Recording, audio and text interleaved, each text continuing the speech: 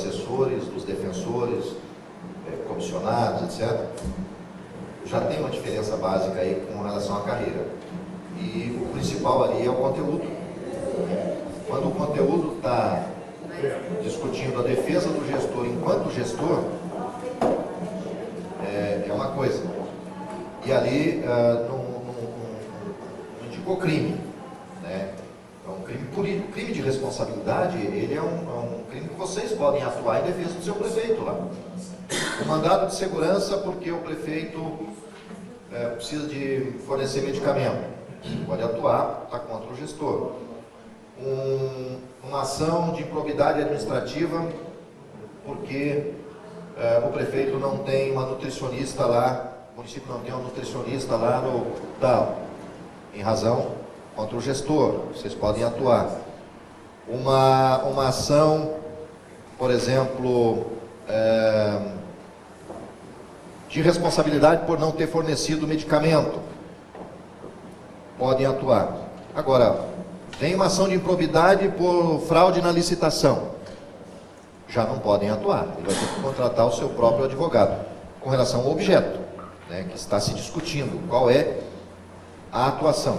É uma linha muito tênue aí da diferença entre você estar punindo o gestor enquanto gestor ou o gestor enquanto desvio. Porque tem punições que é por gestão. O Tribunal de Contas ele faz uma separação disso e agora está punindo por gestão. E pune o gestor não porque houve desvio ou isso ou aquilo, mas porque, por exemplo, ele não tomou providências na cobrança da dívida ativa. Ou porque ele extrapolou o orçamento. No Tribunal de Contas, vocês podem defendê-lo quanto a isso. Agora, veio uma denúncia de um vereador que o prefeito utilizou o veículo público para fins particulares, independente de eleição ou não. Essas denúncias acontecem muito no TCE. Aí já vocês não podem atuar como defensor dele lá. Mesma coisa, no processo administrativo e no processo judicial, muito cuidado quando vocês apresentarem a defesa. A doutora de Iretama, o seu nome? A Silvia, é de Campo Mourão. Você se lembra que agora, recente, o presidente da Câmara de Campo Mourão foi cassado? Se lembra o motivo ou não? Eu não morava lá ainda. Não? Não, eu mudei há pouco tempo, eu morava em Maringá. Pois é. Souberam disso ou não? Foi cassado o presidente da Câmara? Um jovem, primeiro mandato, promissor, politicamente promissor, e alguém da cidade comentou num blog contra a Câmara e contra ele, uma crítica num blog. E merecia ser rebatida essa crítica. E ele rebateu e conseguiu na justiça tirar do ar aquele comentário, né? E provavelmente tenha aberto processos de responsabilização lá, contra o particular. Mas foi a advogada da Câmara Municipal que atuou. Na época eu fui consultado até e disse pelo colega dela, não vejo problema, porque a princípio a crítica é contra ele enquanto gestor da Câmara. O judiciário não se pronunciou ainda, não tem decisão judicial, penso que não vai ter problema judicialmente. Mas a Câmara abriu um processo de cassação com base no Decreto-Lei 201/67 por infração político-administrativa. Politicamente cassaram o mandato dele. Você veja como pode ser, porque utilizou-se dos serviços de um profissional em defesa própria. Alegaram, no cunho, no âmbito político, cassaram o mandato. Como a cassação do mandato pela Câmara é por infração político-administrativa, eu oriento muito e digo sempre a vocês, conheçam profundamente o Decreto-Lei 201/67, executivo ou legislativo, porque olha o que está caçando o prefeito aí, por ter repassado do 10º a menor. E normalmente o prefeito, quando está meio apuradão, ô presidente da Câmara, eu vou passar um pouco a menor aí, tá? Gera cassação, entre outras responsabilizações. Está lá no Decreto-Lei 201/67. Não passar informações para a Câmara, isso é natural. Ou o prefeito responde toda vez que a Câmara pede cópia da licitação tal, já vem correndo alguém entregar? Dificultam. E tem Câmara Municipal abrindo um processo de infração, não é crime, que a Câmara não julga crime.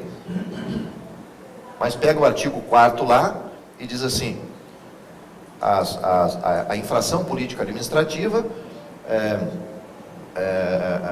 com resultado da cassação do mandato, são as seguintes condutas. Essa, o texto é exaustivo, não é exemplificativo, é exaustivo. Você tem que ir lá naquele texto e aplicar para ele, não adianta inventar mais nenhuma moda. Ou lei orgânica e regimento interno que prevêem isso, né? Que onde você tem uma lei orgânica que prevê, o decreto-lei 201/67 só serve como complemento. Mas onde você não tem nada, nenhuma previsão na lei orgânica, se aplica integralmente o decreto-lei 201. Moral da história. Muito cuidado, sempre que vocês forem atuar em defesa, analisem o caso concreto e façam a seguinte pergunta: aqui está se voltando contra atos de gestão, falhas de gestão, ou tem cunho de corrupção, desvio, fraude? O que tem aqui? Se cheirar qualquer coisa dessa, se deem por impedidos. Passa por escrito: Excelência, estou impedido de atuar em seu nome particular. Aí alguns dizem assim: mas eu contrato então você particularmente, que eu quero que você atue para mim. Eu digo: fuja dessa armadilha, porque no mínimo vai gerar uma discussão. Estão lembrados do que eu contei no início? Interromperam o contrato, agora foram absolvidos. Foi 2 anos e pouco, foram absolvidos. Sabe por quê? Porque a ministra que deu a posição final, ela disse, presunção, foi presumida, não tem prova, presumiu-se que nesse tempo foi um ajuste entre eles, não tem prova, não pode ter indícios. Nesse caso eleitoral você tem que ter provas, mas no mínimo te incomoda pra caramba. Então o negócio de você trabalhar para o político nesse período agora, eu desaconselho absolutamente. Tem casos de absolvição. Tem um outro caso aí que o escritório particular trabalhou pelo prefeito, eu, procurador do município de Carreira, tem um escritório particular. O meu escritório trabalhou na campanha do candidato à reeleição. 3 anos discutindo na justiça o uso, essa ligação. Só que o colega, ele tomou a seguinte precaução: ele tinha uma sócia no escritório e a sócia assinava. E aí a oposição disse o quê? Tem uma ligação entre eles, o escritório é dele, ele é contratado. A sócia assinava e a sócia fechou um contrato com o prefeito. Mesmo assim, 3 anos de discussão judicial para terminar no TSE. Então, não é bom, o risco é muito grande. E o pior, a questão do expediente. Se num horário de expediente te pegarem numa audiência pública lá, para esse ou para outro candidato, você vai ter problemas. Se for para um outro, de outro município, por exemplo, não vai se enquadrar aqui. Mas podem te pegar por improbidade. Você está, no momento do teu trabalho, realizando a tua tarefa. Pode gerar em outro âmbito uma discussão. Mas se for para o próprio candidato, então, é chave de cadeia. E como é que você vai acompanhar uma campanha juridicamente e dizer que para o juiz que todas as audiências, todos os momentos seus deverão ser fora do seu horário de expediente? A gente não controla isso, né? Se você subestabelecer para alguém realizar, você está vinculado de igual forma na campanha. É muito complexo essa situação.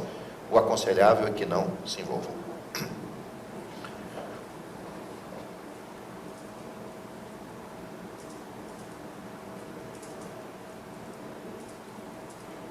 Apenas concluindo aquele comentário do horário de expediente, No intervalo, nós comentamos com alguns colegas aqui, eu preciso de só fechar aquela ideia com vocês. Então, assim, o que eu disse da possibilidade de um horário diferenciado, estar presente um determinado tempo, fora disso, realizar a tua jornada, independente do expediente ser no mesmo quantitativo da jornada, essa é uma peculiaridade para os advogados, para o jurídico, advogados e advogadas da área pública.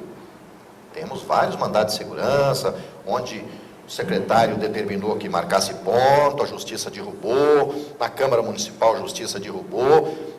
Nós não precisamos, mesmo quando vamos cumprir aquelas 8 horas, não precisamos nos submeter ao ponto, a não ser que queiramos. Está tudo certo, meu horário é esse mesmo, eu vou cumprir, tem uma demanda grande, eu não dou conta se não cumprir essa demanda, eu vou cumprir o horário, não há problema nenhum, você não é proibido.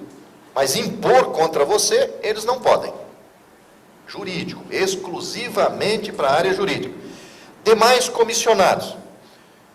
Posso ter também algum tratamento diferenciado, especificamente em alguns casos, avaliando caso a caso. Pois não, doutor Renan? Uma questão. No caso da Câmara, os servidores recebem uma gratificação por assiduidade. Só os de carreira, obviamente, né? Só os de carreira, exatamente.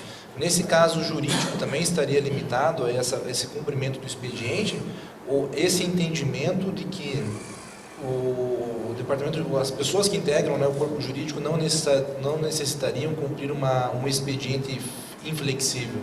A não ser que a lei restrinja, né? A não ser que a lei restrinja, porque não significa que você não esteja sendo assíduo quando você não está presente.